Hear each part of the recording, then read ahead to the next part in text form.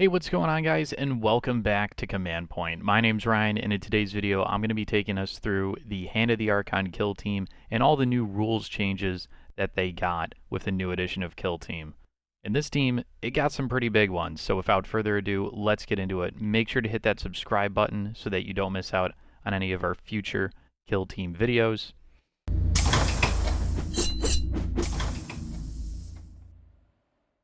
So guys, as you can see on the screen here, this is a 9-operative team.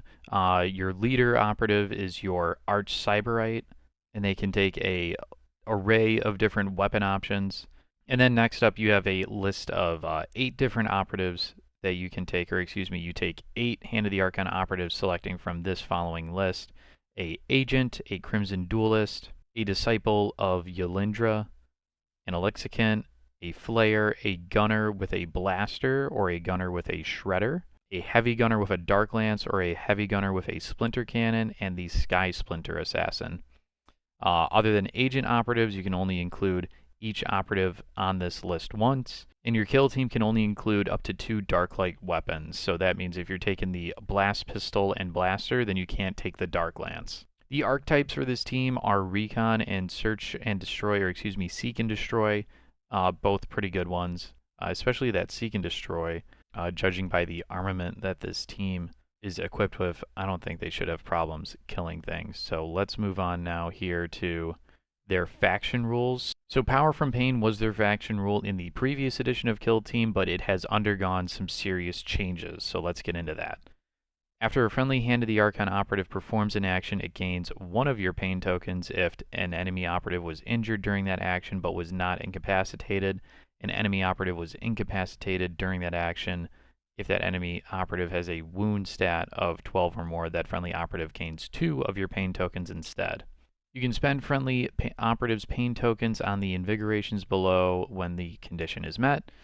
You cannot use more than 1 invigoration per activation or counteraction, except stimulated senses, which can be used in addition to other invigorations. So there's Dark Animus during the operative's activation before or after it performs an action.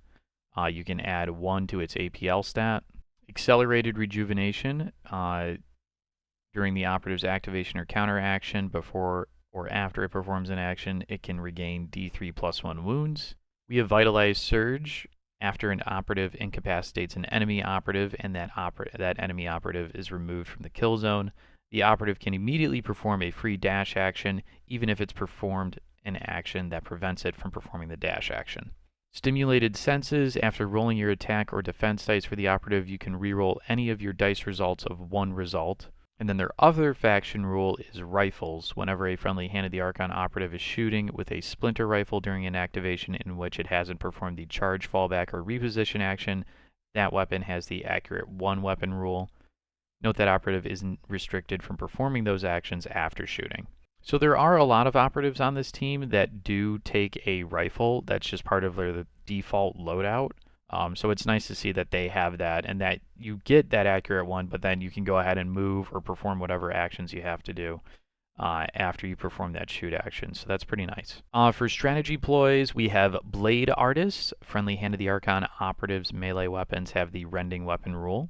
Merciless Sadist. Whenever a friendly Hand of the Archon operative is shooting against or fighting against a wounded enemy operative, that friendly operative's weapons have the balanced weapon rule. From Darkness Death, whenever a friendly Hand of the Archon operative is activated, before you determine its order, you can select 1 enemy operative that friendly operative isn't a valid target for. Until the end of that activation, the first time that friendly operative is shooting against or fighting against that enemy operative, you can retain 1 of your normal successes as a critical success instead. Next, we have Denizens of Night. Whenever an enemy operative is shooting a friendly Hand of the Archon operative that's more than 2 inches from enemy operatives, if heavy terrain is intervening or any part of that friendly operative space is underneath vantage terrain, you can reroll 1 of your defense dice. For Firefight ploys, we have Cruel Deception. Use this Firefight ploy during a friendly Hand of the Archon operative's activation.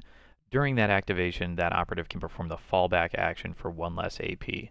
Devious Scheme. Use this Firefight ploy after an opponent uses a Firefight ploy, excluding 1 that costs 0 CP. The next time they would use that ploy, they must spend 1 additional CP to do so, at which point this effect ends. You cannot use this ploy again during the battle until its effect has ended. Yeah, that one's toxic. Heinous Arrogance. Use this firefight ploy when it's your turn to activate a friendly operative. You can skip that activation. Underrated use of CP.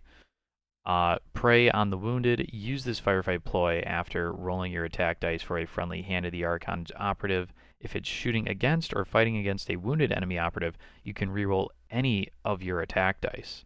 I really like that one. So guys, starting off here with the operatives themselves, we have the Calite Archcyberite. The blast pistol on this operative is 4 attacks on 3s, damage 3, 4, range 8, and piercing 2. Ooh, man. So that is not great. It's basically a bolt pistol with piercing 2, which isn't like not anything, but it's no longer like basically the pocket melt-a-gun that it used to be in the previous edition, so that's interesting. The Splinter pistol, 4 attacks on 3s, damage 2, 4, range 8, lethal 5 up. Splinter rifle, lethal 5 up. The Agonizer is 4 attacks on 3s, damage 3, 5 with brutal, lethal 5 up, and shock. So I'm just going to go ahead and remind myself as to which weapons this operative can actually take in what configuration. So you can take the Blast Pistol and Venom Blade, which is how I currently have my Archcyberite modeled. You can take a Splinter Pistol and Venom Blade, Splinter Pistol and Agonizer, Splinter Pistol and Power Weapon, Splinter Rifle, and Array of Blades. So I think like the Splinter Pistol and then either the Venom Blade or, I mean, I do like the Venom Blade. The Venom Blade and Power Weapon are like, I think the Venom Blade beats out Power Weapon in almost every instance. The Agonizer is a super interesting option now. 4 attacks on 3s, 3, 5 with brutal, lethal 5 up, and shock. I mean, lethal 5 doing 5 damage with shock. Yeah, I think that's pretty good. So this operative has 2 APL, moves 7, has a 4 up save, and 9 wounds. He has the Cunning ability, so in the Gambit step of each strategy phase, if you pass at the first opportunity, you gain 1 CP. The Calite Agent is 2 APL, move 7, 4 up, save, 8 wounds. He has a Splinter Rifle and an Array of Blades. Sadistic Competition, once per turning point when a friendly Hand of the Archon operative gains 1 of your pain tokens, 1 friendly Hand of the Archon agent operative that doesn't have 1 of your pain tokens can also gain 1. And remember, you're no longer getting pain tokens from killing operatives, you are getting them from just simply wounding them, right? An enemy operative was injured during that action but was not incapacitated, you get a pain token. An enemy operative was incapacitated during that action. If the enemy operative had a wound stat of 12 or more, that friendly operative gains 2 of your pain tokens instead. So even if you're wounding or killing, you're getting pain tokens. So big improvement over the previous edition with that ability. Let's look at the Crimson Duelist now. The Razor Flail is 4 attacks on 2s, 4, 5 with Brutal and Tangle. Tangle is whenever this operative is fighting or retaliating with this weapon, each of your blocks can be allocated to block 2 unresolved successes instead of 1. This operative has Brutal Display. Once per turning point, when this operative incapacitates an enemy operative within its control range, you can select 1 other enemy operative visible to and within 6 inches of either this operative or the incapacitated enemy operative. Until the start of the next turning point, that other enemy operative cannot perform markers or perform the pickup marker or mission action. Such a good ability. The Nemesis Claw Skin Thief has an ability that is basically a copy-paste of this, if I'm remembering correctly. Super underrated ability, in my opinion. I have 1 games off of that ability. So Crimson Duelist, the other ability this operative has, the first time this operative performs the fight action during each of its activations, if neither it nor the enemy operative in that sequence is incapacitated, this operative can immediately perform a free fight action afterwards, but it can only fight against that enemy operative and only if it's still valid to fight against. This takes precedence over action restrictions. So you're basically getting a fight twice into a single operative.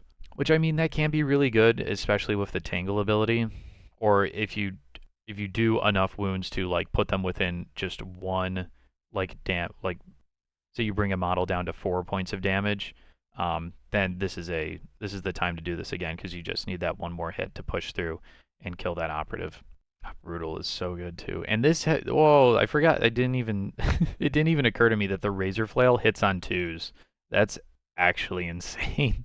Next we have the Calite Disciple of Yelindra. 2 APL, move 7, save 4, 8 wounds. The Stinger pistol is 4 attacks on 3s, damage 3, 5, range 8, lethal 5, and Stinger. And it has a array of blades. So Stinger, the Stinger keyword, whenever an enemy operative is incapacitated by this weapon before it's removed from the kill zone, inflict D3 damage on each other operative visible to and within 2 of it. So it's kind of like a pseudo blast, but the target needs to die first. Each operative subsequently incapacitated as a result of this weapon roll will cause this to happen again. So I don't know how likely that is to happen, but I can see it. I can see it happening. This operative has a 1 AP action Torment Grenade. Select one enemy operative visible to and within 6 of this operative. That operative and each other operative within 1 of it takes a poison test. For an operative to take a poison test, roll 1d6, adding 1 to the result if the operative has a save stat of 4 up or worse. On a 3 up, inflict d3 damage on that operative, and it gains 1 of your poison tokens if it doesn't already have one. Whenever an operative that has 1 of your poison tokens is activated, inflict d3 damage on it. Let's move on now to the Calite Elixicant. It's got a Splinter rifle, the Stim Needler, which is 4 attacks on 3s, damage 0, 0, range 3, lethal 3, and stun. So an interesting weapon. Combat drugs is one of the abilities for this operative. At the end of the select operative step, if this operative is selected for deployment, select one of the following combat drug rules for friendly Hand of the Archon operatives to have for the battle. Painbringer. Whenever an attack dice inflicts damage of 3 or more on this operative, roll 1d6. On a 6, subtract 1 from the inflicted damage. Adrenalite. Strategic Gambit, select one friendly operative that has this combat drug to gain 1 of your pain tokens. That sounds good. Hypex, you can ignore any changes to this operative's move stat from being injured. It also has the Administer Drug action for 1 AP. Select one friendly Hand of the Archon operative visible to and within 3 of this operative. Then select one of the following for that friendly operative. It regains 2d3 lost wounds. Select a different combat drug rule for it to have for the battle, which replaces the previous one. And you can't perform this action while within control range of an enemy operative. So, out of the 3 combat drugs that you can take, I think that Adrenalite is the best one, because you just get to pick and choose which operatives you want at the opportune moment to have a pain token on them. That is so good. That means at will, I can, even if an operative hasn't killed anything this turn, I can give it Dark Animus. That's so flexible, and it unlocks so much for your team. This basically means that if you're taking this, you're at least going to have one model with 3 APL. Every single, I mean, that can be your gunners. We haven't talked about a lot of these models yet, but that can be like your Calite Gunner going and like move dashing and shooting somebody, you know, and you're already moving 7 inches. Like, I can already see plays that you can make with it. So yeah, take the Adrenalite. Moving on now, we've got the Calite Flare, 2 attacks, 2 APL, 7-inch move, 4 up save, 8 wounds. The Pain Sculptors. Give this model 4 attacks, hitting on 3s, damage 4, 5 with Ceaseless and Flay.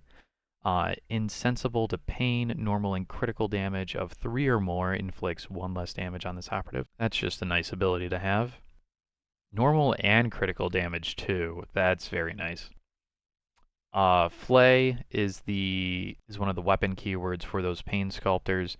Whenever this operative is using this weapon, the first time you strike with a critical success during that sequence, you can select one friendly Hand of the Archon operative within 6 of it to gain 1 of your pain tokens. And note that rules as written, this says you can select one friendly Hand of the Archon operative within 6 of it. That means the Calite Flare can give itself a pain token. Next we have the Calite Gunner. 2 APL, 7-inch move, 4 up save, and 8 wounds. The Blaster, 4 attacks on 3s, 4/5 piercing 2.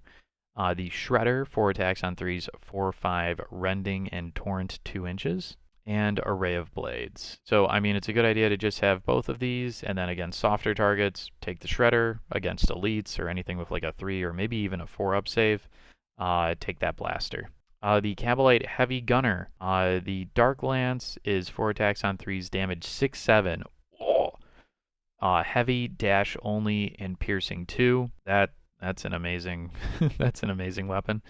The Splinter Cannon focused, 5 attacks on 3s, damage 3/5.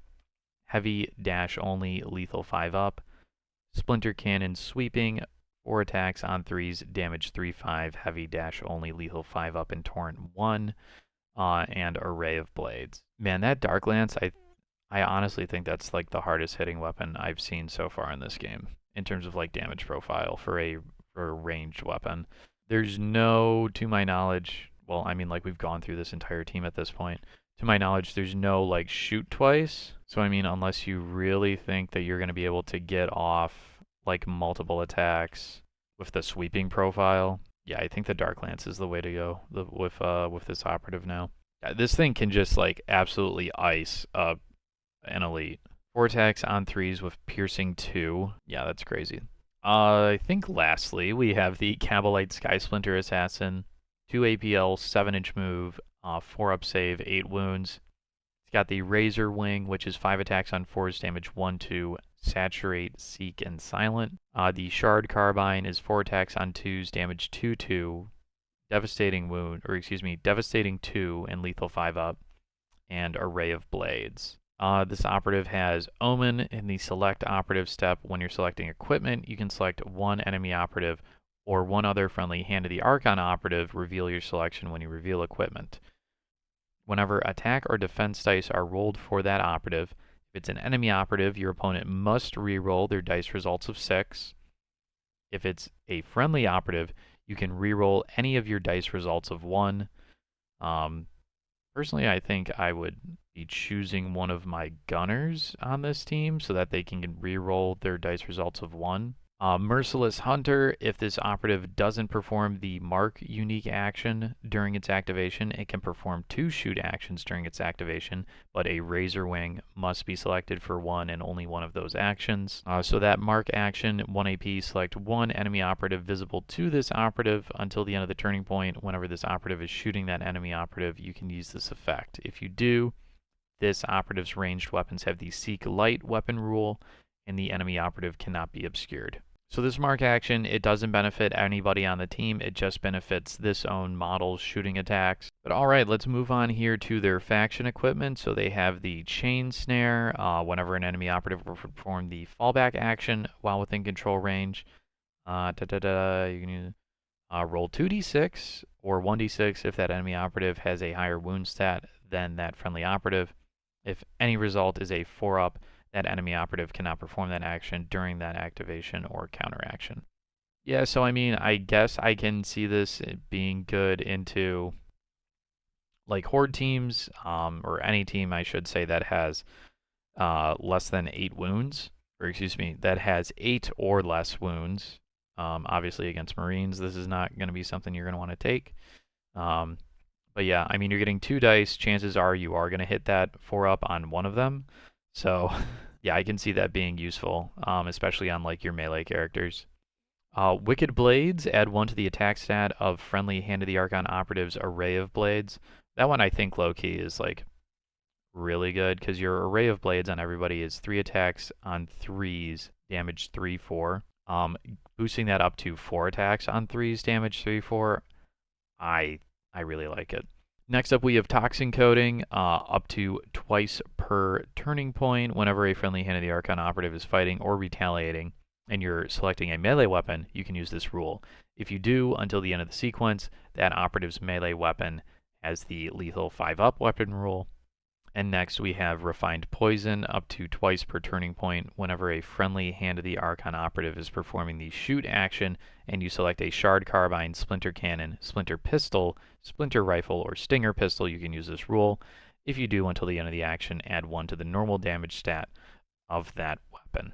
So I think out of all of these, I think Toxin Coating and Wicked Blades are going to be the most useful. I just want to double check the... Yeah, so I mean, your Pain Sculptor probably would be benefiting from the Lethal 5 up from that Toxin Coating.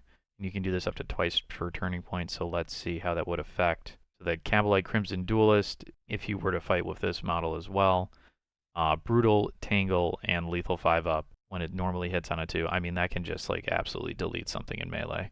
I think it also has like some long-term use, because say like over the course of the game, the Flare and the Crimson Duelist both go bye-bye. You're going to have... You'll still be able to benefit from having that Lethal 5 up on 2 of your melee operatives, and if you're taking Wicked Blades, we're talking 4 attacks, hitting on 3s, damage 3-4 with Lethal 5. That's not bad. If I had to choose 2 of these 4, then I would probably go with the Wicked Blades and the Toxin Coating.